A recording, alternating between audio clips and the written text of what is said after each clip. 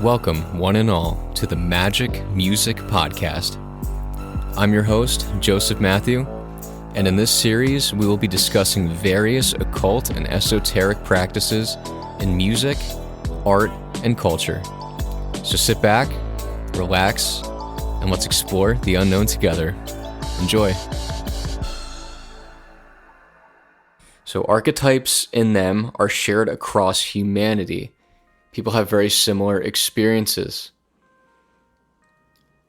which I think since we are all connected, we're all related, it totally makes sense. And dreams are spiritual tools, not just psychological quirks. So don't dismiss your dreams, people. You should just definitely embrace them and love them, even if they're scary. I know it's hard, but yeah, just try to, really just look at it and say, well, what is this trying to tell me? What can I take away from this? So now I would like to touch on some Jungian dream work. So how can you analyze your dreams? So, for instance, I shared the dream I had a few years ago in Georgia with my great aunts. I essentially typed in a prompt to ChatGPT describing the entire dream as best I could. The most that I can remember about it. So, and if you want to try this as well, it's very, very fun. Just go on ChatGPT and type in whatever dream you want to, and it'll spit out something that hopefully helps you. You want to share certain things. One is the setting. So where did the dream take place? Two is characters. Who is in it? Anyone you recognized? Animals, strange beings, spirits, etc. Objects or symbols is 3. Anything that stood out, a door, a mountain, a mirror, etc., etc. 4 is emotions. How did you feel during the dream? And 5 is events. What happened, in order, or as best you can remember. So start with those 5. If you can really try to build a clear picture, then that can really, really help ChatGPT help you. Let's see, I typed in the prompt, and it spit out some really interesting points that I never really thought about before. The dream scene. Sitting with your great aunts. You're seated between your 2 great aunts who have passed away, but they appear younger, your age, and speak to you gently and clearly. And it says this setup is loaded with meaning. So here we go. Ancestral archetypes and the feminine self. In Jungian terms, relatives, especially from older generations, can represent aspects of the self that connect to ancestral wisdom, family legacy, and emotional inheritance. The family legacy one really stood out to me because on my dad's side of the family, there are just amazing, both sides of my family, I have amazing uncles and aunts, grandparents, so on and so forth. But my dad's side specifically, there was an emphasis on keeping it in the family. There was so much love and just this caring attitude that I was so fortunate to be able to grow up in and around these wonderful, wonderful people. And my grandfather, my pop, who's no longer with us, he was such an inspiration to me. He was so open-minded. He was so interested in what I was doing at the time. My father as well. My father is an amazing inspiration to me as well. And then I want to carry on that legacy, right? Like into the future for my children. So them appearing younger at my own age, so let's say like 25, 26, suggests a merging or reconnection of timelines. Perhaps your unconscious is showing that you carry them within you now. You're at a stage in life where you're stepping into the wisdom, traits, or lessons that they embodied. They're not just visiting me, they're reflecting me. I believe that. I believe that they are with me. They're in my DNA, right? Like I hold a piece of them. And to know that, I have uncles and aunts that have passed away, grandparents, and I believe that there's a chunk of them inside of me. I really do. And to carry on what they believed. On my dad's side, I had a lot of family members that believed in God and Jesus and were avid churchgoers, but they were never judgmental. I hear horror stories about these parents that want to force their child to conform to what they believe in. And I don't think that's the right way. I think you should expose your child to your religion and then say, hey, there's also Buddhism and Judaism and so many others. I wasn't introduced to the occult at all. I had to seek it myself. I had to seek that which I could not find, but I resonate with it so much now. So I took the core aspects of Christianity and I still apply it to my life. Like asking, like, what would Jesus do? The story of Jesus, which I'm going to have an episode just dedicated to the story of Jesus. Even though I'm not a Christian per se, I respect it. I respect all religions. So to move on, let's see. Message from the unconscious or the beyond. The phrase, we're both okay and you'll see us soon, which is something that I do remember them saying. It can hit heavy, but Jung would encourage you to not interpret it literally. Instead, it may symbolize a reconciliation with death, accepting the loss, and finding peace. A spiritual message of connection, that the bond between you and them is unbroken. Or an invitation to embrace your own mortality in a sacred, life-affirming way. And this is a huge part of Jungian individuation. And that phrase could also mean you'll understand us soon, or you'll meet the part of yourself that carries us soon. And I think I did. I think it was possibly a sign, because when my wife and I were living in Georgia, we were struggling because we didn't have a lot of friends or family around. So we made the decision to move back to our home state. So maybe that was an echo from my relatives to say, hey, it's time to come back home. And now we're here. And it's been a few years. So I know many people who have gone off on their own and they go back to their home state or their hometown and they settle down and they have kids. Or they might move again, but there's something that calls you back sometimes to the place where you grew up and where you were born. So the couch that we were sitting on, a symbol of holding and reflection.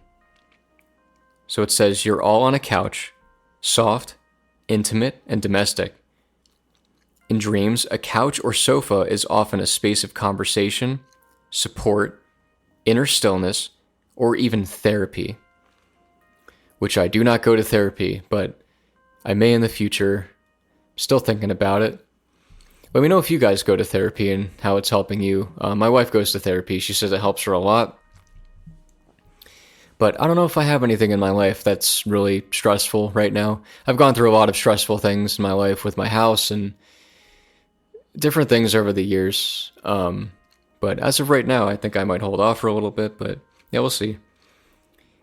So the couch is a place where the inner psyche, which is you, meets the ancestral or spiritual them in dialogues.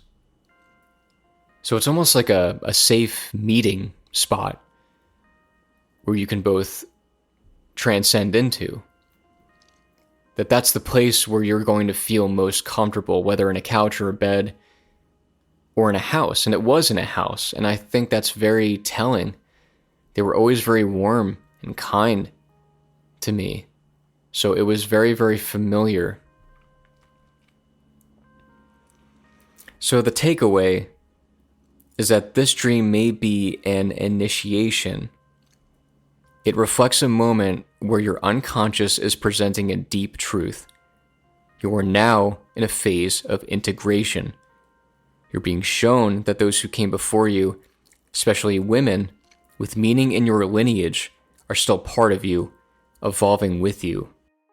And the fact that they're at peace, that may be your soul's way of saying you are supported, you're not alone, and you're walking in alignment.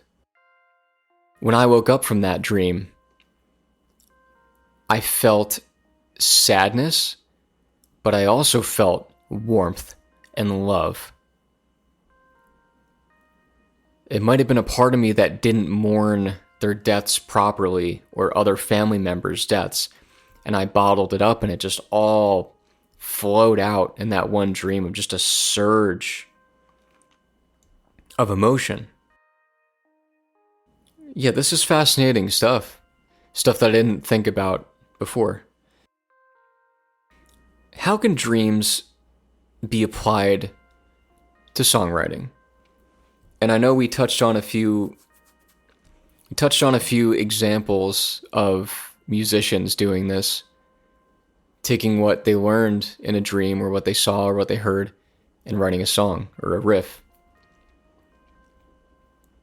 So dreams can be a direct line to your subconscious, which means wild imagery, raw emotion, poetic logic, and symbolic storytelling, all the things great songs are made of.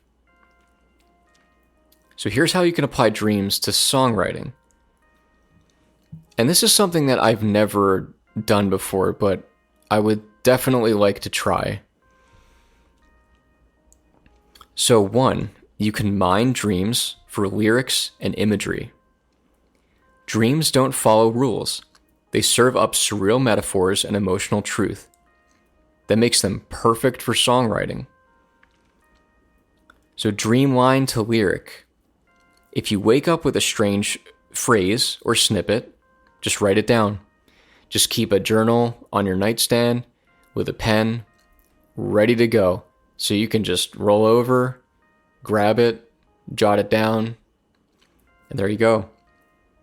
Even one weird sentence can be a verse hook, or the line in the chorus.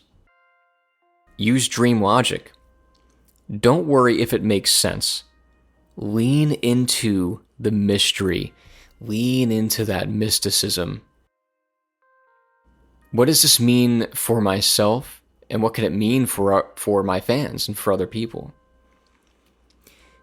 Your fans are going to feel the emotion, even if it's not literal. So if it's a made-up story, then that's fine too. It doesn't have to be a personal thing that occurred. So for instance, in the dream, if a voice says, "I watched the sky fold into itself like paper," you can write a lyric that says, "The sky folded like origami, and I walked into the crease." So things can be interpreted so many different ways. It's however you feel is going to best be applied to a theme or whatever you were writing about or going through. 2, you can use dream journals as creative prompts. So yeah, just keep a notebook, dream journal by your bed. and write down strange images, dialogue, feelings, or settings. Then ask, what's the story here? What's the emotion trying to surface? Let me try to pinpoint that, Your dream might not be the full song, but it's the spark. You can shape it into verses or structure it around a chorus that captures the dream's message. That spark is important. The spark of life itself. Whether that's what started the Big Bang or an idea in your head, it's the same thing. If you take that jump, if you take that, that initial, that snap of intuition and will to go through with something, even if you're terrified, you're still enacting that will upon it. 3. Translate archetypes into characters.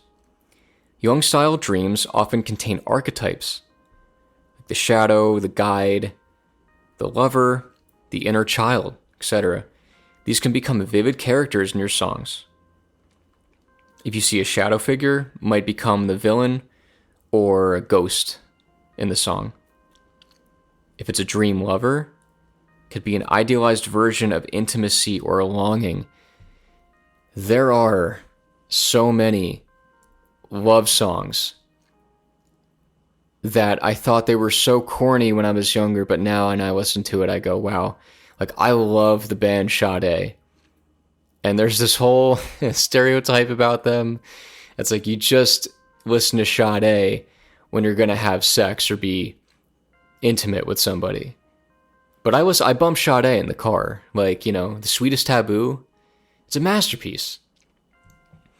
I have Love Deluxe on vinyl too, which is a brilliant record. I love all their stuff. They're an amazing band, amazing live band.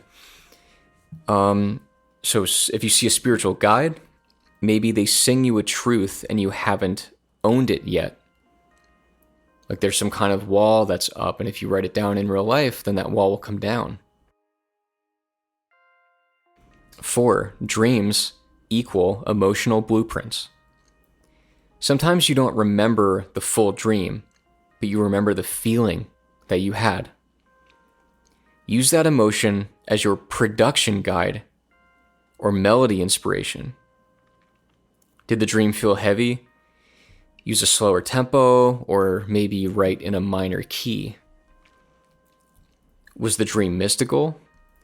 Maybe add reverb or delay or phase, flange, different effects and plugins. The sky's the limit with that stuff. Or shimmering synths or guitars. Was the dream chaotic? Use glitchy textures or rhythmic tension. Maybe you have someone singing a vocal line that's in 4/4, but then you have the instruments are in a different time signature, like 7/4.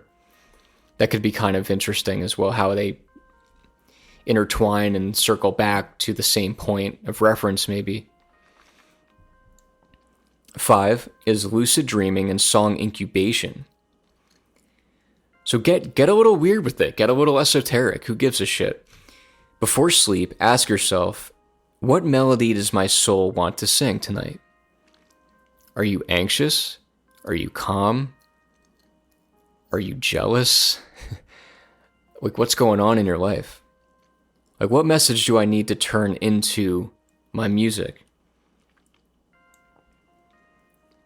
And some musicians would keep an instrument nearby to record ideas that they dreamt. If you keep your phone next to your bed, just hit, the voice record button and keep the guitar like right next to your bed. And if you wake up with a melody, try to remember it and play it so that you have it saved and documented.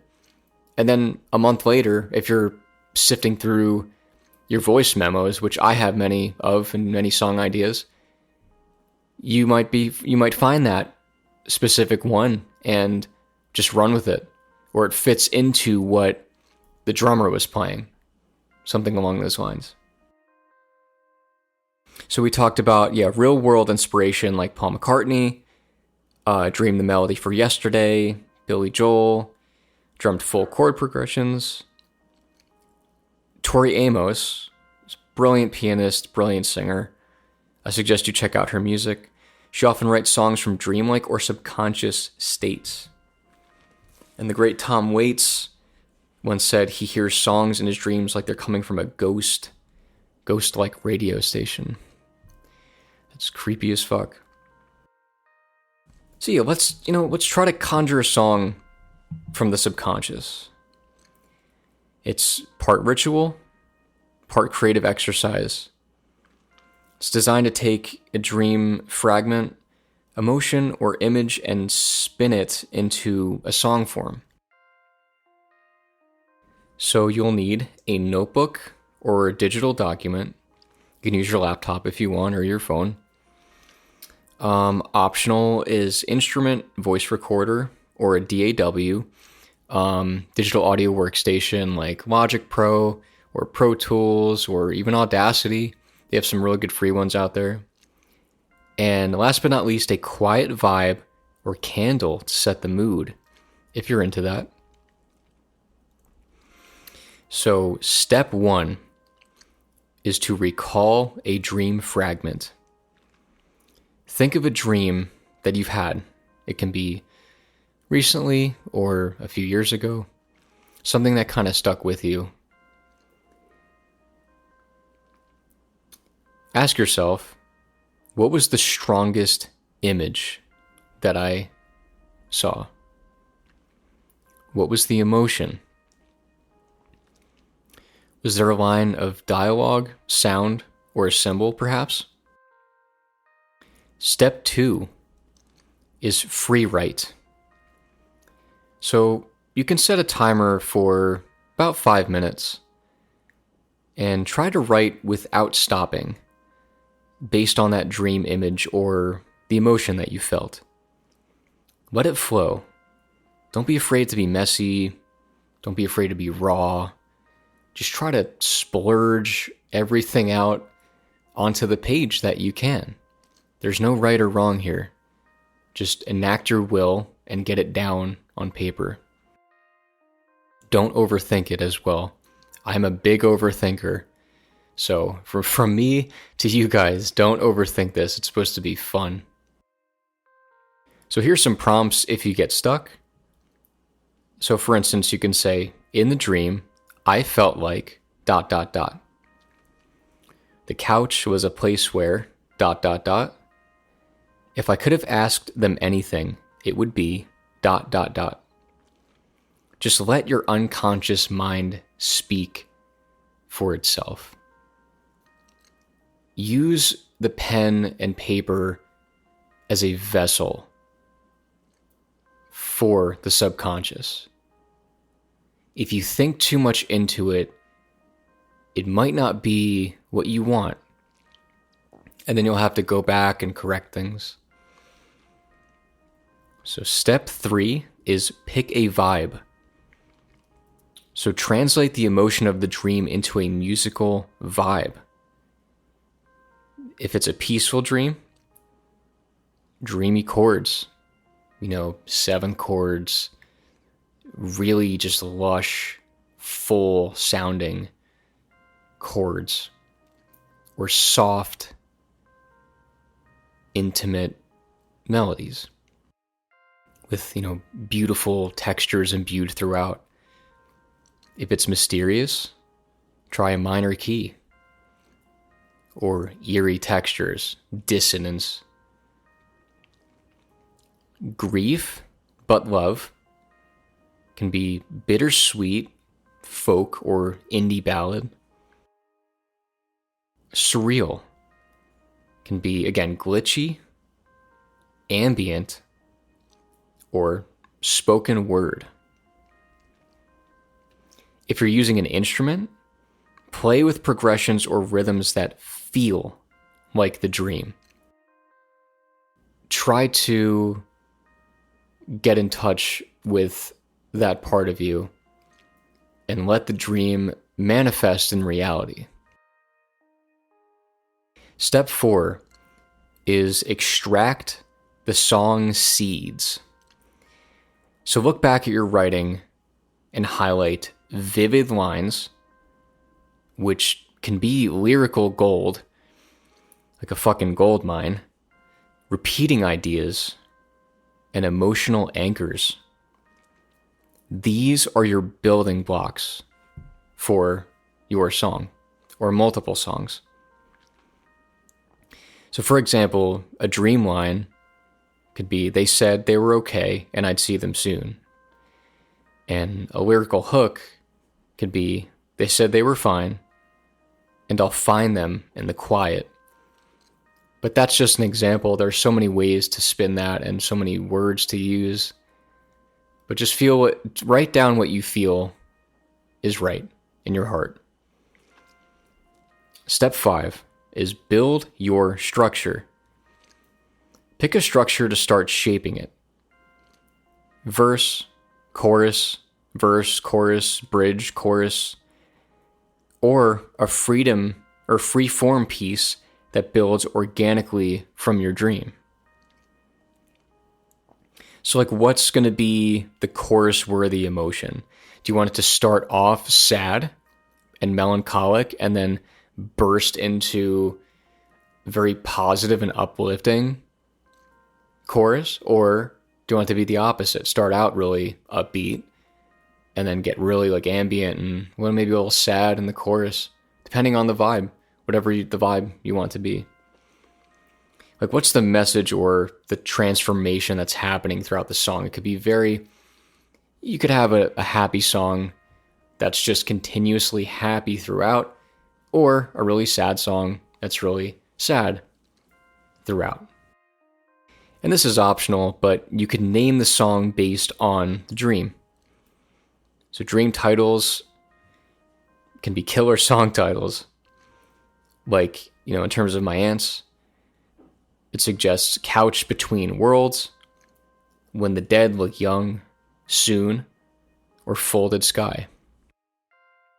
So guys, in conclusion, dreams are fucking crazy, and there's an unlimited possibility of messages and ideas to pull from. The dream world is your oyster, but also the physical world is your oyster. If you have good intentions, there's nothing that's stopping you from achieving what you want. As long as you're positive and you do your best to help other people, you in turn will help yourself get better. And collaboration is a big aspect as well. You can talk to people who've had other dreams and get inspiration from them. Or if you're in a band, just the collaborative effort between, let's say, a group of 4 guys playing in a band. All of them bring something different to the table. All of them have their part to play.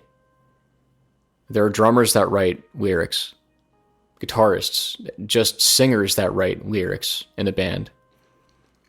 But I suggest that you go out and you collaborate with as many people as possible. It can only enrich your life. It can't diminish it. Unless you encounter really just narcissistic, horrible people that are very, very self-absorbed, then you should probably stay away from them or hope that they can learn from their actions. But guys, let's make the dream real.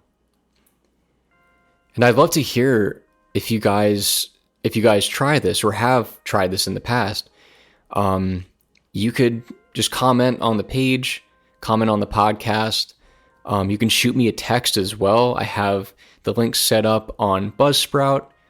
So if you go to the profile, you should be able to text me.